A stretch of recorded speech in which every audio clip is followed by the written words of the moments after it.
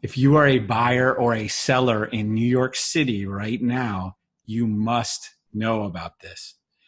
That is that automatic listing syndication to websites like Zillow and Trulia and StreetEasy is no longer automatic with the big companies in New York City, meaning the Corcorans and the Compasses and the Douglas Ellimans of the world, the Brown Harris Stevens and the Halsteads are not automatically feeding listings to these websites.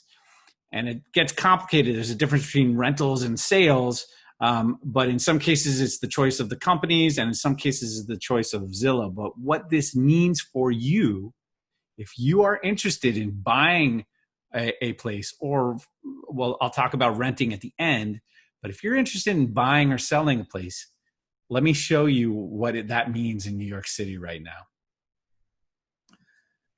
So here we go. So let's start with StreetEasy here, okay? So StreetEasy, you have 6,284 Manhattan real estate apartments for sale. Okay, that's Manhattan on StreetEasy, 6,200. Wow, sounds like a lot. Well, guess what? Zillow has 6,665 listings. Okay, so a few hundred more on Zillow. Now, the thing is because the firms are no longer feeding automatically, or I should say that Zillow and Trulia are no longer accepting these feeds, they won't automatically. Look at the New York Times real estate section, which is sort of like the Switzerland of this stuff. They accept everything. 6,978 homes available in Manhattan. Okay. These are just the Manhattan numbers. I'm not filtering for all of New York City. Forget about Trulia. Trulia, you can't even filter Manhattan in Trulia, and they don't know what to do with co-ops, right? So these sites that are national, they have a harder time in New York City. But there's hundreds of more listings on the New York Times than there are on Zillow or StreetEasy. Now go to Realtor.com, which is another competing site.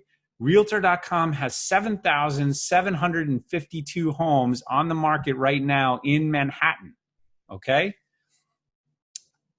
Why is this? What does it mean? It means that it's a real pain in the ass to check all the listings on the market in New York City unless you go to Realtor.com, maybe the NewYorkTimes.com, but those sites definitely have more listings right now than Zillow and Trulia and StreetEasy. And this is because of all this infighting in the industry between the big firms and the Zillow group, which owns StreetEasy, which owns Trulia. So Zillow, Trulia, and StreetEasy are all sort of under the same umbrella. And they're fighting with the brokerages, the big brokerages of New York City. And I happen to know some insider information to know that actually the professional organization in New York City, which is called REBNY, the Real Estate Board of New York, is working on, and they've been doing this for a while, but they have a new initiative where they're working on trying to create a site that customer-facing portal that will have all the listings from all the brokerages listed on that site, on that website. I am fingers crossed that they do this, because not only is this a pain in the ass for you as the consumer, as a buyer or a seller, but it's a pain in the ass for us as agents. Like, I want to be able to go to one place and find all the listings. I have a back-end system that does that, and that is probably now the best way to search. It hasn't necessarily been that way in the past, without going in all the details. So I am really hoping that we get this system created by REBNY, a website created by REBNY that actually works great and has all the listings, and only time is going to tell. But I know some good people who are working on it. So with that said, that's the buy side. If you're on the rental side, I'll just say this: rental listings are not automatically being fed to StreetEasy as well.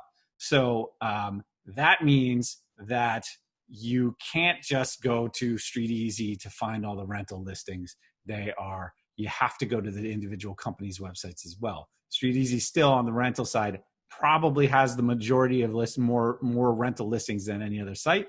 But these are, if you're trying to be comprehensive, particularly in one neighborhood, you've got to look at multiple sites, or you've got to come to a real estate agent who will do that for you, or look in their system. This is the way things are right now. It's super important to know this if you really are trying to dig into a sale, to buying a place or renting a place.